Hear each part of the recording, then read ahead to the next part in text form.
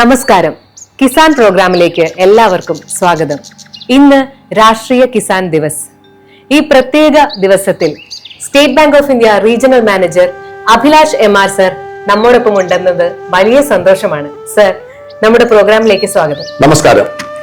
ദേശീയ കർഷക ദിനമായ ഇന്ന് കർഷകരോട് നേരിട്ട് സംസാരിക്കാൻ കഴിയുന്നത് ഏറെ സന്തോഷമുള്ള ഒരു കാര്യമാണ്. മഹത്തായ ഒരു ആശയം കേട്ടിട്ടില്ലേ? കർഷകർ അവരുടെ വിളകളെ പോറ്റുന്നു, ആ വളർച്ച കണ്ട് സന്തോഷിക്കുന്നു. അതെ, ഈ വളർച്ച രാജ്യത്തിന്റെ പുരോഗതിയിലേക്കുള്ള ഓരോ ഉറച്ച കാൽവെപ്പുകളുമാണ്. തീർച്ചയായും ഇന്ന് രാജ്യത്തെ പോറ്റുന്ന ആ കൈകൾക്ക് ആദരമർപ്പിക്കുന്ന ഒരു ദിവസമാണ്. സർ, ഇപ്പോൾ SBI അന്നദാത ഉത്സവ് ആഘോഷിക്കുകയാണ്. ഡിസംബർ 8 മുതൽ 23 വരെ. ഒരു സാധാരണ കർഷകൻ ഇത് കേൾക്കുമ്പോൾ ചോദിക്കുന്ന ചോദ്യം, ഇതുകൊണ്ട് ഞങ്ങൾക്ക് എന്താണ് പ്രയോജനം? ഒന്ന് ലളിതമായി പറഞ്ഞാൽ. വളരെ നല്ല ചോദ്യം. ലളിതമായി പറഞ്ഞാൽ, അന്നദാത ഉത്സവിന് സ്റ്റേറ്റ് ബാങ്ക് ഓഫ് ഇന്ത്യ കർഷകരുടെ അടുത്ത് നേരിട്ടെത്തി അവരോട് സംസാരിക്കുന്നു, അവരെ കേൾക്കുന്നു, വേണ്ടുന്ന സഹായങ്ങൾ ചെയ്തു കൊടുക്കുന്നു. ഇത് മാത്രമാണ് അന്നദാത ഉത്സവിന്റെ ഉദ്ദേശം.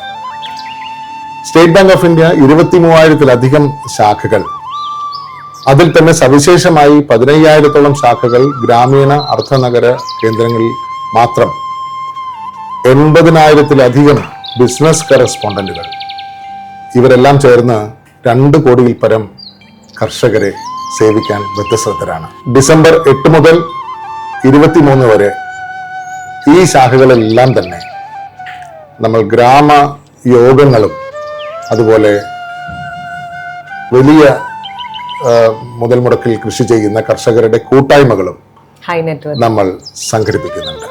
അതുപോലെ ഗ്രാം ചൗപാലിൽ എന്തൊക്കെയാണ് പറയുന്നത്? കർഷകർക്ക് അതുകൊണ്ട് എന്ത് പ്രയോജനമാണുള്ളത്? ഗ്രാം ചൗപാൽ അല്ലെങ്കിൽ ഗ്രാമയോഗങ്ങളിൽ നമ്മൾ വളരെ ലളിതമായ കാര്യങ്ങളാണ് വിശദീകരിക്കുന്നത്. ഉദാഹരണത്തിന് കോൾഡ് സ്റ്റോറേജ് അല്ലെങ്കിൽ മറ്റ് മൂലധന നിക്ഷേപം കൂടുതൽ വരുന്ന കർഷകർക്കുള്ള വായ്പകൾ, ഭക്ഷ്യ സംഭരണം അല്ലെങ്കിൽ ഭക്ഷണ പദാർത്ഥങ്ങളുടെ പ്രോസസ്സിംഗ്, അതുമായിട്ട് ബന്ധപ്പെട്ടിട്ടുള്ള വായ്പകൾ, ഇനി നിങ്ങൾക്ക് സൗരോർജ പമ്പ് സെറ്റുകൾ വാങ്ങിക്കാനുള്ള വായ്പകൾ, നിങ്ങൾക്ക് വെയർഹൗസ് റെസിപ്റ്റുകൾ വെച്ച് നിങ്ങൾക്ക് പിന്നീട് എപ്പോഴെങ്കിലും നിങ്ങളുടെ ഉൽപ്പന്നങ്ങൾ വിറ്റഴിച്ച് തീർത്ത് നല്ല വില നേടാനുള്ള അത്തരം വായ്പകൾ, ഇതെല്ലാം നമ്മളവിടെ സംസാരിക്കുന്നുണ്ട്.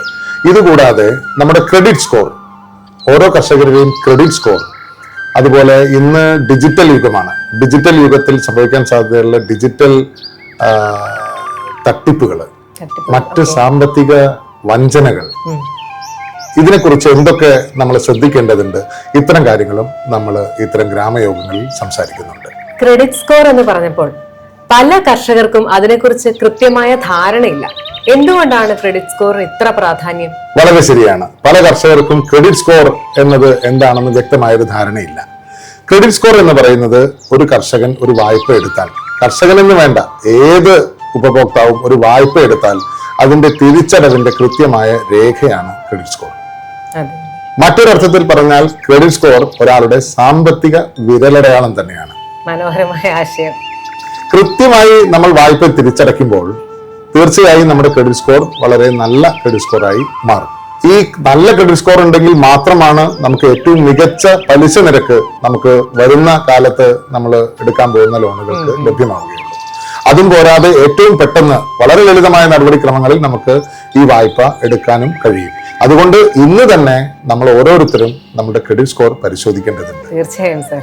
അത് പരിശോധിക്കുക മാത്രമല്ല, അതിൽ എന്തെങ്കിലും തിരുത്തുകളോ മറ്റോ ആവശ്യമുണ്ടെങ്കിൽ ഉടനടി അതിനു വേണ്ടുന്ന നടപടിക്രമങ്ങൾ നമ്മൾ കൈക്കൊള്ളേണ്ടതുണ്ട്. ക്രെഡിറ്റ് സ്കോർ നല്ല രീതിയിൽ നല്ല ക്രെഡിറ്റ് സ്കോർ ഉണ്ടായിരിക്കുക എന്നുള്ളത് ഓരോ കർഷകന്റെയും സാമ്പത്തിക സുരക്ഷയ്ക്ക് വളരെ അത്യാവശ്യവുമാണ്. സർ, രാജ്യം ഇപ്പോൾ വികസിത് ഭാരത് 2047 എന്ന ലക്ഷ്യത്തിലേക്ക് മുന്നേറുകയാണ്. ഈ യാത്രയിൽ കർഷകർക്ക് എന്താണ് പ്രധാന പങ്ക്?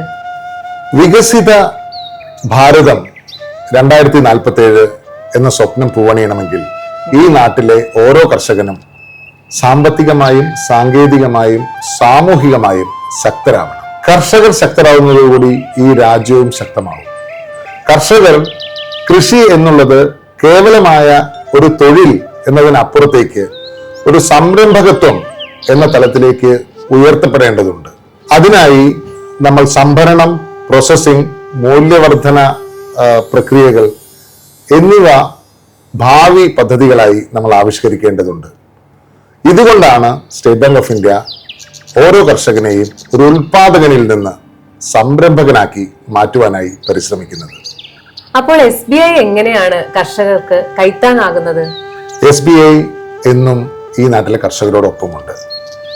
ഞാൻ നേരത്തെ പറഞ്ഞല്ലോ, 23,000-ലധികം ശാഖകൾ, അതിൽ തന്നെ പ്രത്യേകമായി ഗ്രാമീണ മേഖലയിലും അർദ്ധ നഗര മേഖലയിലും 15,000-ലധികം ശാഖകൾ, 80,000-ൽ അധികം വരുന്ന ബിസിനസ് കറസ്പോണ്ടന്റുമാർ, ഇങ്ങനെ വലിയൊരു സംഘം ഉദ്യോഗസ്ഥരുമായാണ് ഞങ്ങൾ ഓരോ ഗ്രാമങ്ങളിലേക്കും എത്തുന്നത്. കൃഷിക്കായി പ്രത്യേക ലോൺ പദ്ധതികൾ, അത് എത്രയും പെട്ടെന്ന് കർഷകരിലേക്ക് എത്തിക്കാനുള്ള പദ്ധതികൾ, വ്യവസ്ഥകൾ, ഇത് കസ്റ്റമറോട് നിരന്തരമായി സംവദിക്കുകയും സംസാരിക്കുകയും ചെയ്തുകൊണ്ട് അവരിലേക്ക് എത്തിക്കുന്ന നേരത്തെ പറഞ്ഞ ആ ഉദ്യോഗസ്ഥ വൃന്ദം എല്ലാം കൂടിയാണ് നമ്മൾ ഈ സ്വപ്നം കർഷകരിലേക്ക് സാക്ഷാത്കാരമായി എത്തിക്കുന്നത്. AIF, PMFME, PM Kusum, ENWR പോലുള്ള സർക്കാർ പദ്ധതികൾ, ഇവയെക്കുറിച്ച് കർഷകർക്കൊരു സംശയമുണ്ട്. ഇത് എല്ലാവർക്കും കിട്ടുന്നതാണോ? എന്താണ് ഇതുകൊണ്ടുള്ള പ്രയോജനങ്ങൾ? ഇതിന് മറുപടി വളരെ ലളിതമാണ്. SBI എന്നും കർഷകരുടെ ഒപ്പമുണ്ട്. ഉദാഹരണത്തിന് നേരത്തെ പറഞ്ഞ പദ്ധതികളെല്ലാം തന്നെ കേന്ദ്ര സർക്കാർ ഇവിടുത്തെ കർഷകരുടെ ഉന്നമനത്തിനായി രൂപീകരിക്കപ്പെട്ടിട്ടുള്ളതാണ്. ഈ പദ്ധതികൾ ഓരോന്നിലും സ്റ്റേറ്റ് ബാങ്ക് ഓഫ് ഇന്ത്യ കേന്ദ്ര സർക്കാരുമായി കൈകോർത്തിട്ടാണ് കർഷകരിലേക്ക് എത്തിക്കുന്നത്. AIF എന്ന് പറഞ്ഞല്ലോ, AIF എന്ന് പറയുന്ന പദ്ധതി വലിയ തലത്തിലുള്ള മൂലധന നിക്ഷേപം ആവശ്യമുള്ള കർഷകർക്ക് സഹായമായി നമുക്ക് കൊടുക്കാൻ കഴിയുന്ന ഒരു വായ്പയാണ്, അഗ്രി ഇൻഫ്രാസ്ട്രക്ചർ ഫണ്ട്. PMFME എന്ന് പറയുന്ന പദ്ധതി ഭക്ഷ്യ സംസ്കരണം ആയിട്ട് ബന്ധപ്പെട്ട് പ്രവർത്തിക്കുന്ന കർഷകർക്ക് കൊടുക്കാൻ കഴിയുന്ന വായ്പയാണ്. PM കുസും എന്ന് പറഞ്ഞ പദ്ധതി ആവട്ടെ, സൗരോർജ പമ്പ് സെറ്റുകൾ സ്ഥാപിച്ച് നിങ്ങളുടെ കൃഷിയിടങ്ങൾ ജലസേചനത്തിന് ഉപയുക്തമാക്കണമെങ്കിൽ നമുക്ക് അതിനായി കൊടുക്കുന്ന വായ്പയാണ്. ഇനി നിങ്ങളൊരു കൃഷിക്കാരനാണ്, നിങ്ങൾ അതിന് വിളവെടുപ്പ് നടത്തി കഴിഞ്ഞ സമയം വിപണിയിൽ നിങ്ങളുടെ മൂല്യം നിങ്ങൾക്ക് അനുകൂലമല്ല എന്നൊരു സാഹചര്യം വരികയാണെങ്കിൽ ആ സമയത്ത് നമ്മുടെ നെഗോഷ്യബിൾ വെയർഹൗസ് റിസിപ്റ്റ് പദ്ധതി പ്രകാരം നിങ്ങൾക്ക് അത് ഏതെങ്കിലും വെയർഹൗസിൽ സൂക്ഷിക്കുകയും വില അനുകൂലമാവുമ്പോൾ നിങ്ങൾക്കത് വിൽപ്പനയ്ക്കായി എത്തിക്കുകയും ഏറ്റവും മികച്ച വില ഉറപ്പാക്കാനായിട്ട് കഴിയുകയും ചെയ്യും. SBIയുടെ എല്ലാ ശാഖകളിലും കർഷകർക്ക് നേരിട്ടെത്തി ഈ സൗകര്യങ്ങളെല്ലാം തന്നെ നേരിട്ട് സ്വീകരിക്കാവുന്നതാണ്. അവസാനമായി, ദേശീയ കർഷക ദിനത്തിൽ മലപ്പുറം ജില്ലയിലെ കർഷകർക്ക് നൽകാൻ ഒരു സന്ദേശം. സ്നേഹത്തോടെയും ആദരവോടെയും പറയട്ടെ, സ്റ്റേറ്റ് ബാങ്ക് ഓഫ് ഇന്ത്യ ഈ നാട്ടിലെ എല്ലാ കർഷകരുടെയും കൂടെയുണ്ട്. വിത്തിടുമ്പോഴും വിളവെടുക്കുമ്പോഴും എന്ന് വേണ്ട ഓരോ സ്വപ്നങ്ങൾക്കും സ്റ്റേറ്റ് ബാങ്ക് ഓഫ് ഇന്ത്യ കൂടെ തന്നെയുണ്ട്. നമുക്ക് ഒത്തൊരുമിച്ച് വേണം വികസിത ഭാരതം 2047 എന്ന സ്വപ്നത്തിലേക്ക് ഒരുമിച്ച് മുന്നേറാൻ. രാജ്യത്തിന്റെ അന്നദാതാക്കളായ ഈ കൈകൾക്ക് സ്റ്റേറ്റ് ബാങ്ക് ഓഫ് ഇന്ത്യയുടെ എല്ലാ നന്ദിയും ആദരവും അറിയിക്കുന്നു. നന്ദി സർ. വളരെ ലളിതവും കർഷകർക്ക് മനസ്സിലാകുന്നതുമായ ഭാഷയിൽ സന്ദേശം നൽകിയതിൽ സന്തോഷം. എല്ലാ കർഷകർക്കും രാഷ്ട്രീയ കിസാൻ ദിവസ് ആശംസകൾ. കിസാൻ പ്രോഗ്രാമിനോടൊപ്പം തുടരും. നന്ദി.